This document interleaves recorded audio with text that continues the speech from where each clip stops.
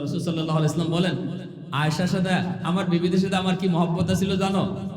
আম্মাজান নিজে কইতেছেন, রাসূল আমাদেরকে কি ভালোবাসতেন। আমি গ্লাসে পানি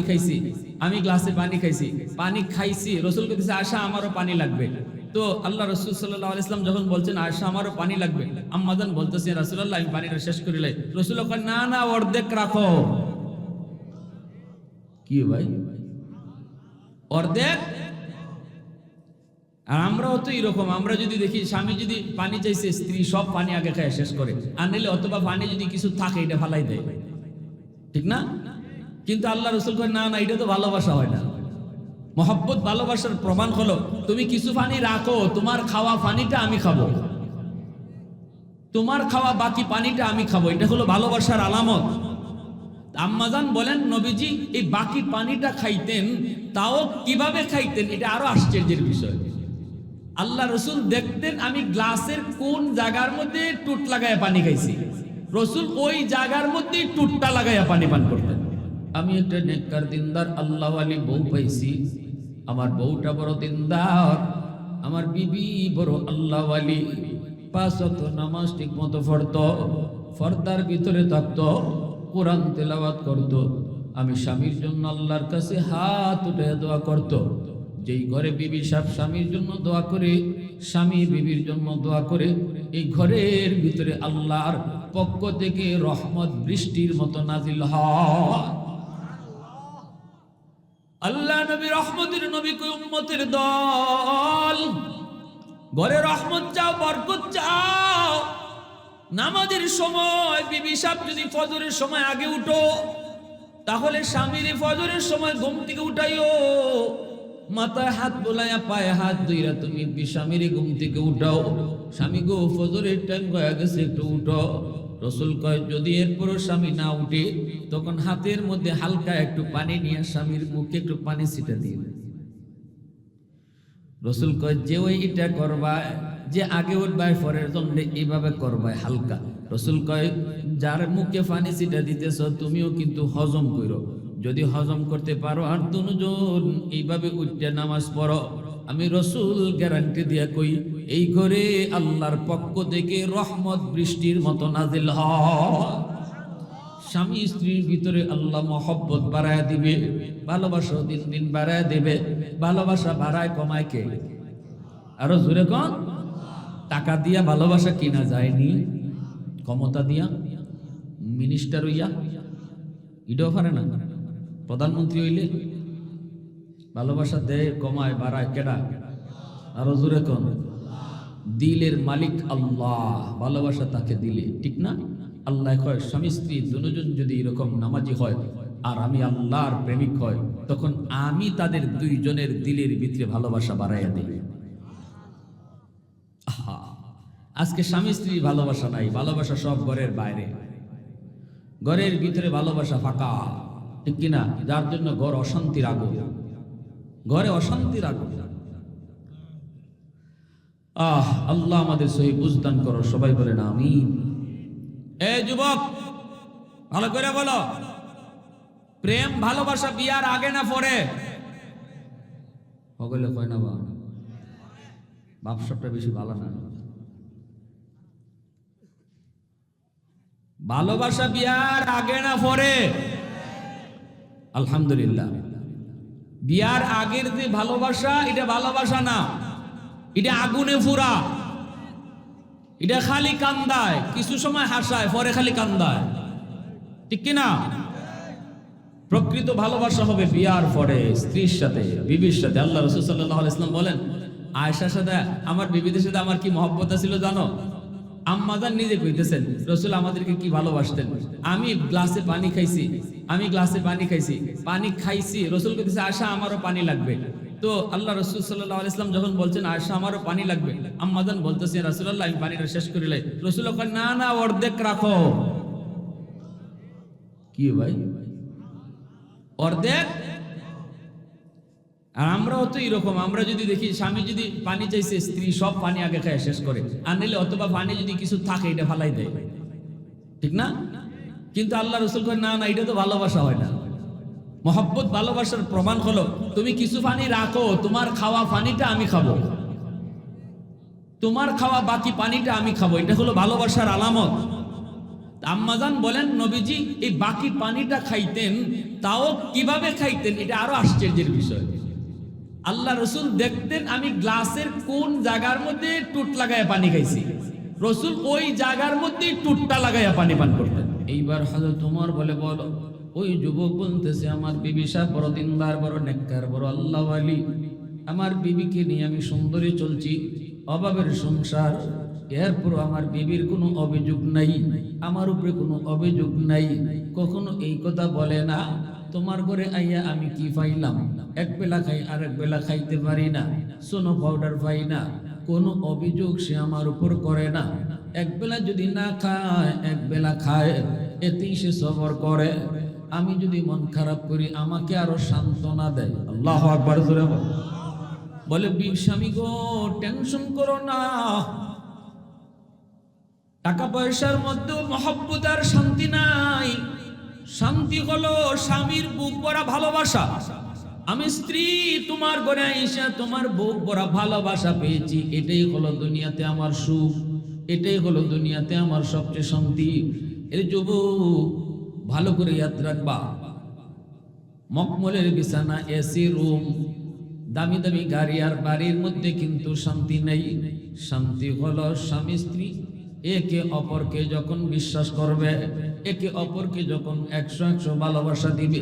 বিশেষ করে যে স্ত্রীটা স্বামীর বুক ভরা ভালোবাসা পায়, এই স্ত্রী যদি ভাঙ্গা ঘরেও থাকে, রিক্সাওয়ালার কাছেও যদি তার বিয়ে হয়, দিনমজুরের কাছেও যদি তার বিয়ে হয়, কোন রকম ভাঙ্গা ঘরে থাকে, এরকম বিছানাও নাই, জিনিস আসবাবপত্র ঘরে তেমন কিছু নাই, কিন্তু স্বামীর বুক ভরা ভালোবাসা আছে, এই মহিলাটাই হলো দুনিয়াতে সবচেয়ে সুখী। আর যেই স্বামীর বুক ভরা ভালোবাসা নাই, কিন্তু স্বামীর গাড়ি আছে, বাড়ি আছে, ফ্যাক্টরি আছে, রাত 2টা বাজে মদ খায়া ঘরে ঢুকে, বিবি কই খবর নাই, কোনো খবর নেয় না, আইসে তার মতো। বিবি যদি জিজ্ঞেস করে কইছিলা, কথা কইস না, আমার কত গার্লফ্রেন্ড বয়ফ্রেন্ড, কত ক্লাব টাব আছে, এগুলা সাইরে আইতে একটু সময় লাগে না, কথা কয় না। যে মহিলাটা স্বামীর আশায় রাত অপেক্ষা আছে আমার স্বামী কখন আসবে, সে ঘরে ঢুকে যদি মাতাল হইয়া মুখ বেংলাইয়া এইভাবে কয় আমার কত ক্লাব আছে, কত পার্টি আছে, এগুলা কইরে আসি, তুমি আমার অপেক্ষা করো কেন, ওই মহিলাটা এই মখমলের বিছনার এসির রুম আর লক্ষ কোটি টাকার গাড়ি, এই কিছু পাইয়াও কি তার কলিজায় শান্তি আছে? যুবক বলতেছি, হুজুর আমার স্ত্রীটা বড় দিনদার, আমি যা দিই তাতে সে খুশি, এইভাবেই চলছে, কিন্তু আমার তো বড় কষ্ট লাগে, আমি পারি না, রুজি পাই না, রুজি করতে পারি না, কাজকর্ম পাই না। একদিন আমার বাড়ির পাশ দিয়া এরকম একদল ব্যবসায়ী কাফেলা যায়, সিরিয়ার দিকে তারা যাইতেছে। আমি জিজ্ঞেস করলাম, ভাই তোমরা কই যাও? কই সিরিয়ায় যাই ব্যবসার জন্য। আমি বললাম, ভাইরে আমাকে তোমরা সাথে নিবাইনি? কই নিতে পারি, তবে তোমাকে আমরা দিনে 500 টাকা দিব, মজুরি তোমার এই, রাজি থাকলে তুমি আমাদের সাথে চলতে পারো, তোমাকে আমরা যতদিন আমরা শামশিরিয়ায় থাকবো ততদিন হিসাব করে দিনে 500 টাকা মজুরি তোমাকে আমরা দিব। যুবক বলে ঠিক আছে আমি রাজি, এবার একটু অপেক্ষা করো। স্ত্রীর কাছে আইসা বলতেছি, বিবি গো, ও বিবি, ও বিবি একটু পরামর্শ আছে বলো। এই প্রস্তাব পেয়েছি, আমি তো যেতে চাই ব্যবসায়িক কাফেলার সাথে শামশিরিয়ায়, কিছুদিন ওদের সাথেই থাকবো, এরপরে আসবো কিছু টাকা নিয়ে, পয়সা নিয়ে, অভাবের সংসার, তোমার পেটে এটা আমার বাচ্চা, বাচ্চাটা দুনিয়াতে আসলে পরে তার কিছু খরচপাতি আছে, কেমনে কি করবো গো? বিবি একটু অনুমতি দাও, অনুমতি দিলে পরে আমি ব্যবসায় যেতে পারি।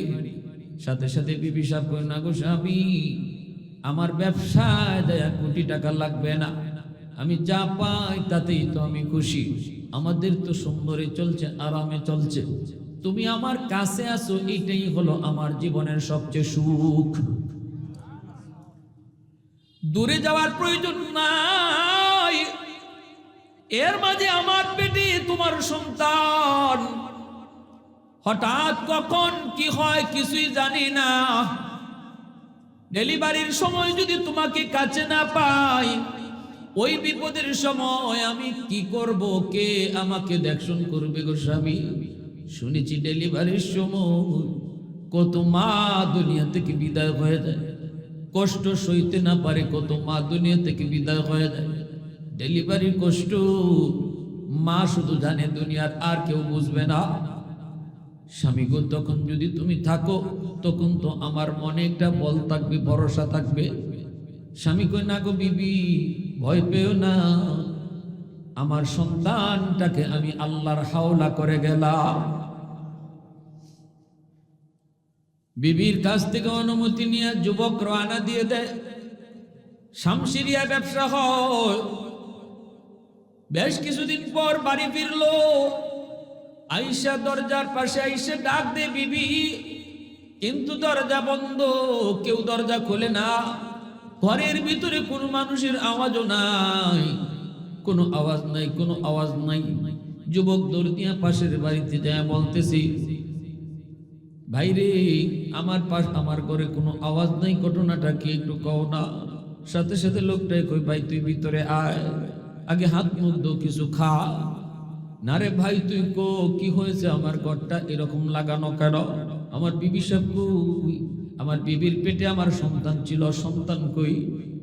খাওয়া দাওয়া করায় লোকটা কয়, ভাই তুই পেরেশান হবি না রে, সব কিছু আল্লাহর ইচ্ছা। আল্লাহ পাক রব্বুল আলামিন তোর বিবিরে নিয়ে গেছে। প্রচন্ড ব্যথা শুরু হয়েছে, এই ব্যথা সহ্য করতে না পেরে সে শহীদ হয়ে গেছে। যেই মহিলারা প্রসব ব্যথার সময়, প্রসব বেদনায় তারা মারা যায়, আল্লাহ কিয়ামতের ময়দানে তাদেরকে শহীদের মর্যাদা দান করবে। আমি অবাক, চিৎকার করবো নাকি কানবো কিছুই বুঝি না। পেটে সন্তান লইয়েই তোমার স্ত্রীকে দাফন করা হয়েছে। আমি তো রাতের অন্ধকারে পাগল, একটু কোন দিকে কবর? ওই দিকে কবর, কবরটা ওই যে। আমি পাগলের মতো দৌড়ায় গেলাম, কাছে যাওয়ার আগেই দেখি কবরের উপরে আগুন দেখা যায়। আমি তো ভয়ে অস্থির হয়ে গেছি গো। আমার বিবির উপর কবরে তো আযাব হওয়ার কথা না, আমার বিবির কবরে তো আগুন থাকার কথা না। আমার নবী বলেছেন, যে স্ত্রীর উপরে তার স্বামী রাজি থাকে, এই স্ত্রী মরতে দেরি, জান্নাতে যাইতে দেরি হয় না। আমি তো আমার স্ত্রীর উপরে খুশি, আমি তো আমার স্ত্রীর উপরে রাজি। আমার স্ত্রী কেন কবরে জাহান্নামের আগুনে জ্বলবে না? হয় না। কবর তো ভয়ঙ্কর এক জায়গার যুবক।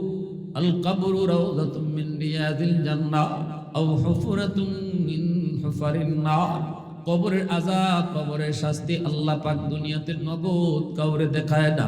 দুনিয়াতে আল্লাহ কবরের কোনো হালত মানুষকে দেখায় না। যদি আল্লাহ কবরের হালত দুনিয়াতে মানুষকে দেখাইতো, তাহলে মানুষজন কবরের পাশ দিয়া দিনের বেলাও যাইতো না।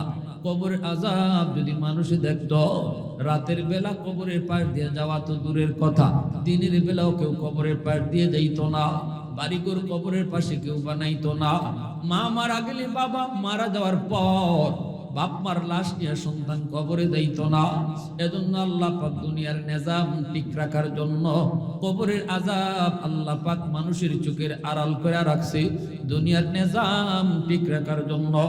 এ ভাই যুবক, কবরের পাশে দাঁড়াইলো, তুমি কবরের হালত বুঝবে না, কারণ আল্লাহ তোমার চোখের আড়াল করে রাখছে। কিন্তু মাঝে মাঝে আল্লাহ কিছু দেখায়, মাঝে মাঝে আল্লাহ কিছু দেখায়। রে যুবক, কখনো কখনো দেখবা কবরের উপর থেকে ধোঁয়া বের হয়। বাস্তব এমন অনেক ঘটেছে। মুগদা কবরস্থানেও আগুন বের হয়েছে।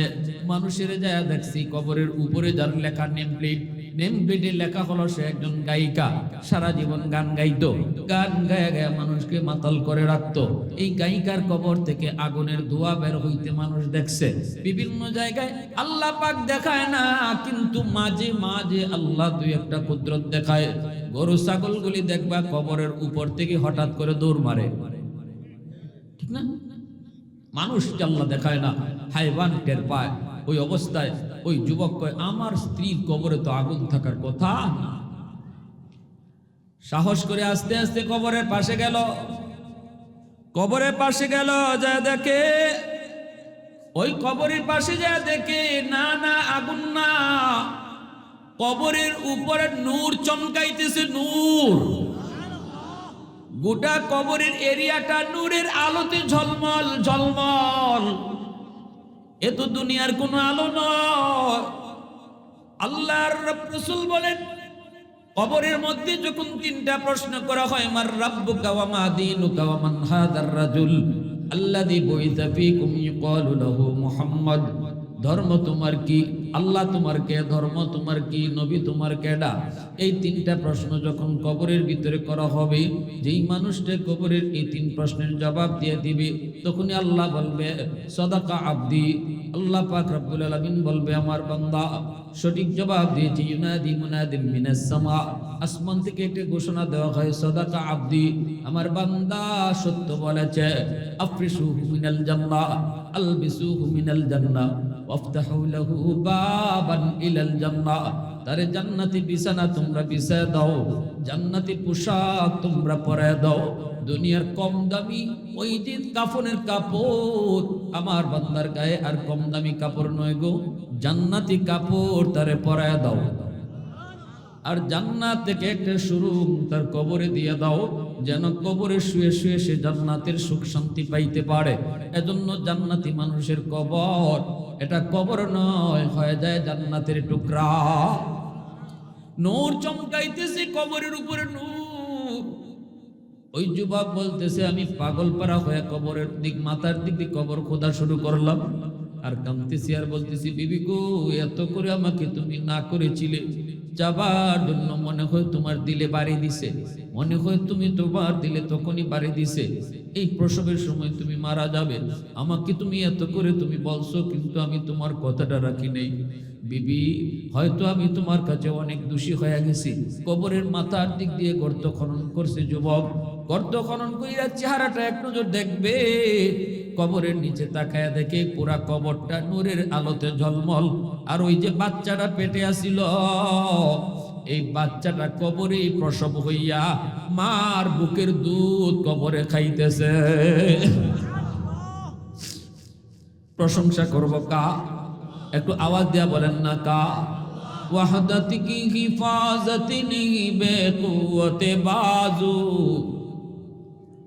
वहदत की हिफाजत नहीं बेकुवत बाजू, आती नहीं कुछ कामी हक़ खुदा दाद, आती नहीं कुछ कामी हक़ खुदा दाद। ऐ मर्द खुदा तुझको क़ुव्वत नहीं हासिल, जा बैठ किसी गार में अल्लाह का करिया, जा बैठ किसी गार में अल्लाह का करिया। ये सच है कि बातिल की तरफदार नहीं हम, गद्दार न समझो हमें गद्दार नहीं हम। फूलों की तरह नरम मिजाज अपना है नज़र, हम तीरी नहीं नेज़ा व तलवार नहीं हम, हम तीरी नहीं नेज़ा व तलवार नहीं हाँ। मुसलमाনের আওয়াজে বলেন আল্লাহু আকবার, আর একটু জোরে আল্লাহু আকবার।